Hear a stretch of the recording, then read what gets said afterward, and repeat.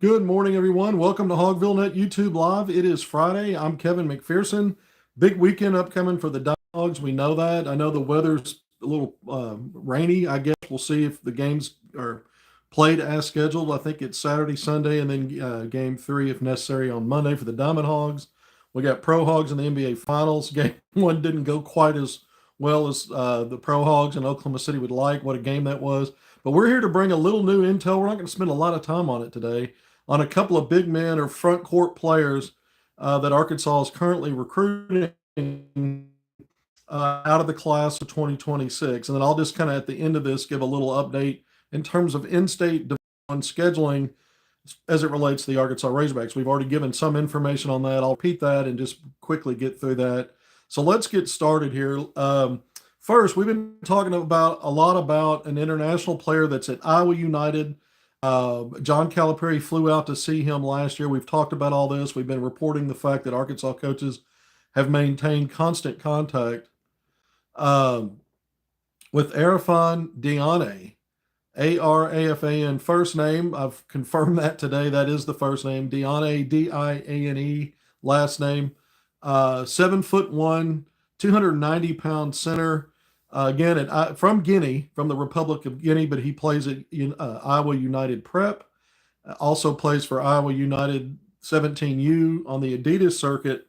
So Arkansas has been prioritizing him. We've talked about all that.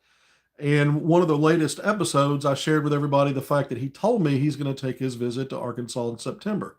Well, I spoke with his guardian and one of the members of his representation team, at more length about the player and about Arkansas and those things. So just to give you the latest on that, it's the latest bit of intel in terms of where this is going with Arkansas. First, his guardian told me that they're going to take 5 to 7 visits, and the idea is to start those in early September. Maybe that goes into October. Pretty typical of the visit patterns we see in high school recruiting, especially when it's a senior. Ramping up to make a decision for the early period and go ahead and sign in the early period. Doesn't mean that it'll work out that way, only that's the plan as of now, is if they get it figured out which school they want to be at after taking visits, they'll go ahead and get it done early. So that was part of the conversation there. Nothing earth-shattering. But the part about Arkansas was Arkansas has been consistently persistent in his recruitment. Reported the Arkansas offer in July of last year, so almost a year ago. Again, Calipari flew in to see this player. It wasn't like a situation where Calipari went where there were multiple players and this was one guy that he went and watched. Now, he flew in and went to an Iowa United practice specifically to see Arafan.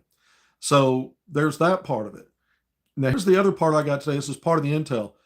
The Guardian's telling me that the guy that's kind of the key in everything for Arkansas is Kenny Payne, which, if you know the history of Kenny Payne, he is known as a big man coach, not only in terms of the coaching on the court and development and all of those things, but recruitment.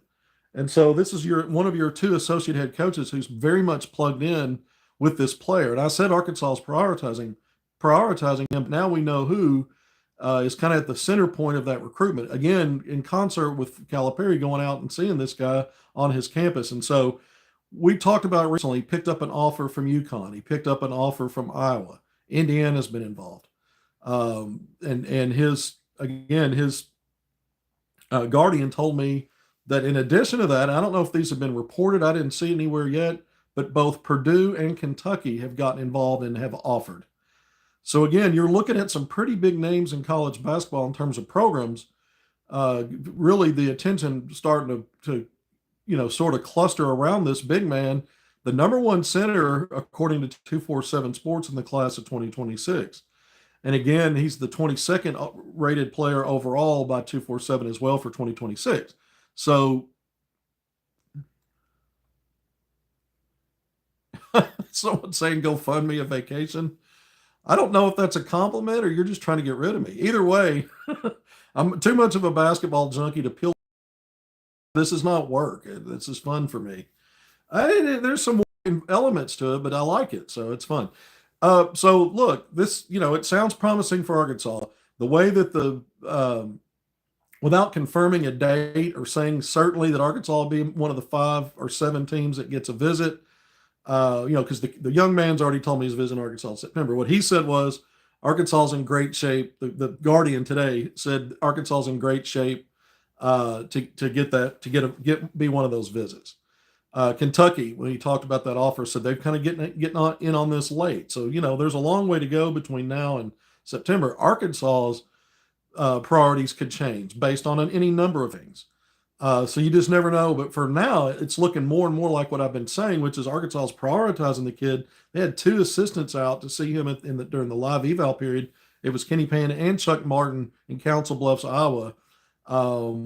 I can just tell you, I know for a fact the staff raves about him and really likes him. And the fact that, again, that Calais offered him so early, and Calipari's been personally went out to see him already.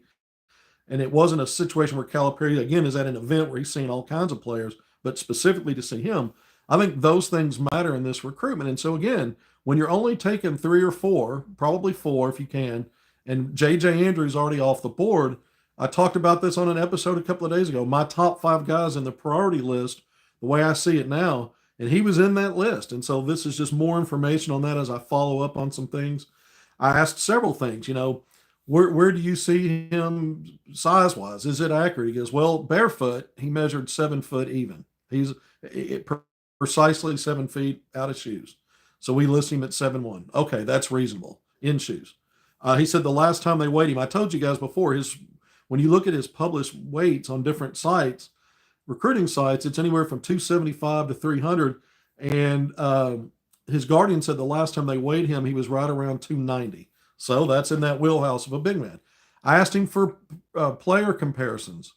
I used a poor man. The way I said it was a very raw, poor man's version, same stage maybe, of a Joel Embiid, only because of the size, how big he is, and some of the soft skills. I'm not saying he's that good or will be that good. I'm just saying he can pass. He can shoot the 3 a little bit.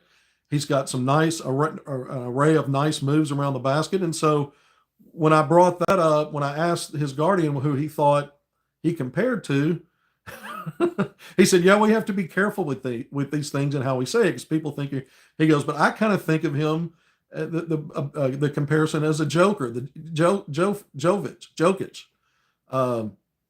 And so everyone knows who that is. Both of these guys, Embiid has won 1 MVP, and that was splashed in between 3 in a row that or 3 out of 4 years that the Joker got. So large, big men that have soft skills, but he thinks that Arafan is a better passer, maybe. And maybe not as shifty or as quick for a big man as Embiid. And we know that's really not what Joker is. He's more of a, he's not as shifty for a guy that big, but a really good passer. So he said, I'm not saying he's on that level, but those are kind of some player comparisons because of the soft skills he brings. Arkansas raves about the motor on a guy that big, and the fact that he can multiple things at both ends. And a lot of times you just paint a player in a corner when they have that kind of size as maybe not being mobile, maybe not being versatile, maybe this, maybe that. And this is still a young developing player, but again, think about some of the programs that are moving in on him now. All right, 8 minutes, 50 seconds in. That's kind of some of the new intel, speaking directly with his guardian. Now we know Kenny Payne is the lead in that recruitment. We do know we've got now, other than the player saying he's visiting Arkansas in September, that their plan is, and it's typical, but to hear them say, because there are players taking visits now, and some will sprinkle some in when they can. Their goal is to start them in September. Now, I guess that calculation could change at some point, but for now, it's consistent from what the information is that I have been bringing you, and we just have a little bit more insight. So I find it interesting that Calipari is focused on a guy on the front line out of the high school ranks. That's the other thing that seems important here to me, because Arkansas really hasn't done that. It's not that they haven't recruited some bigs. They just haven't had it's been a very narrow focus. And I think when you look at the center position, especially, most of the top-rated 5-star guys that are front court guys are kind of more of those 4-5 or 3-4 combos with a lot of agility and skill and different things. And you're seeing less and less of the players that they just even list as a center. I mean, And so when you look at this guy, that's the spot he would play, but he's got a little more versatility than maybe some realizing or starting to realize. And I think that's why some of these teams are jumping in on it. All right, now we just crossed over 10 minutes. Thank you for joining me on HogvilleNET Live. I'm Kevin McPherson. Let's get to a little update on Mika Mirin. It's interesting how this is. I've learned, and I don't know if I'll call this intel, it's more of an update, but I have learned that his agent, Mika Mirin's agent, had recently told at least one recruiting analyst or reporter on the national level that he's a class of 2026 guy, and that's the plan. And so that's a shift in what we've been talking about. All this information leaning toward it's more and more likely that he'll reclass. Not certain, not that a decision's been made to, but even Armand Jovic, who covers the international guys, that international scene and more, does a really good job with it.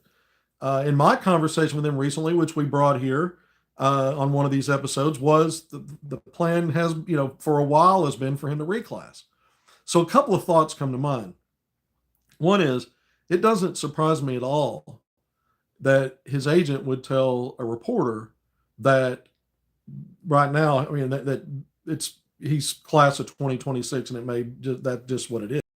Because until you make your final decision, that's your move. You may not want it out there telling reporters. You might tell people in your camp or some others that it's a very high likelihood or large possibility that you're going to reclass, but you might not tell a national reporter who may be writing an article or conveying some things, something like that. Because if you are class of 2026, you don't need to say anything different than what it is until it's time to do that. So I'm not saying that I've always said he may just stay in class of 2026. We've said forever, it's kind of been up and down a roller coaster. Strong reclass talk a year ago. Then that faded and died down, and he may have even said, I'm going to stay class 2026. Then it's been ramping back up, looking more and more likely based on who you talk to, and coming from several places that are credible, that it may even be likely that that's what they're planning to do. But we always said the NIL be part of it. What's the fast track he expects? Aaron Torres, we talked. Also think he's looking to be a one and done. I've talked about, is there a potential for sense for Arkansas if you could talk him into a 2-year plan and hope for that at least. If he's good enough or he's a one and done, you got something out of it. And maybe you can, so different ways to look at it. I think they're still trying to figure out, Mirin and his camp, what makes the most sense for him to get him ready for the NBA and get him there as quick as as fast a track that makes sense for them. NIL always plays a part of that. You can get NIL even at the level he's at now potentially, and buy him more time and to stay in his class. There's more than one way that his group is going to have to consider this, with positives either way, whether stay, reclass or stay. But I think it's interesting just to bring up the fact that I did get that information that, again, a national reporter it's been shared with him from his agent that he's class of 2026 is the track they stay on. And again, I gave a reason why maybe you would say that now and still strongly considering the option of going ahead and reclassing. You just don't need to put that out there with everybody until that's a decision that needs to be made and is ready to be made. So that's kind of an update on Mirin. I mean, again, Arkansas has been recruiting him and continues to recruit him.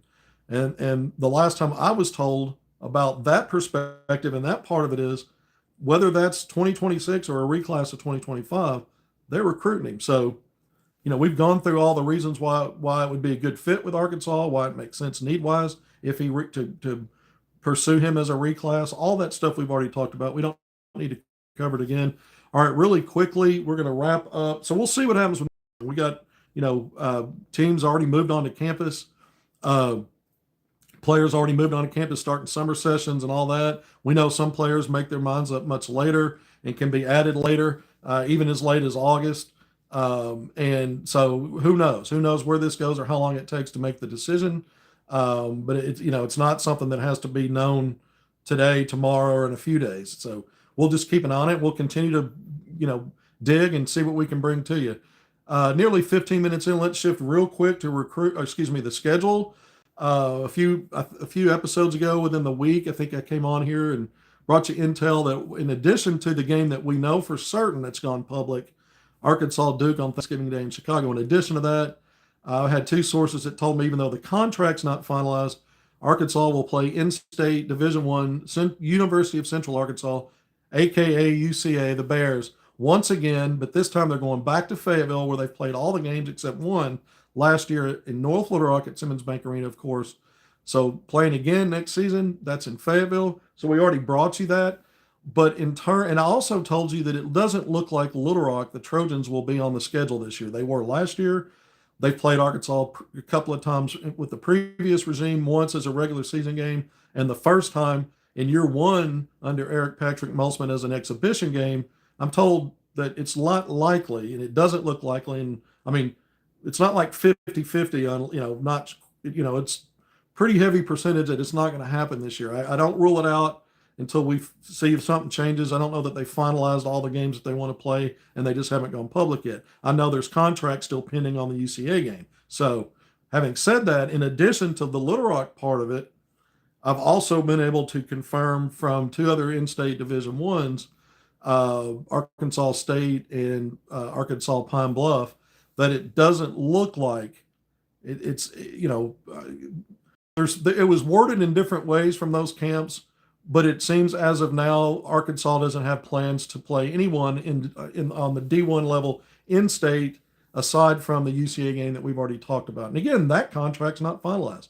Always give the disclaimer. Let's see what happens, because something could change. Last year we gave the same disclaimers on Little Rock, Maryland Eastern Shore, and Troy, and those ended up happening just like we said they would. They landed on the dates just like we said they would. So we'll see with UCA. I think that's going to happen again. That game is slated for November 11th. Arkansas UCA in Fayetteville would be an early non-conference game. Probably one of your first two, among the first two games that you play in early non-conference season. All right, we're going to wrap it up. 17 minutes in. I'm Kevin McPherson. We got in and out today, didn't we? We've got a lot of stuff to talk about still. I just wanted to make this more about an information segment and not as much, talking bigger picture on some things. We have plenty of episodes where we do that. I want to thank you again for joining me on HogvilleNET YouTube Live. Please hit subscribe, like, and share if you haven't already. We appreciate all of you. Be good. Take care. Go Diamond Hogs this weekend against Tennessee, and let's get them. We don't need to as the Omaha Hogs. They just need to get back there. It's been a minute. Take care of yourselves. See you soon.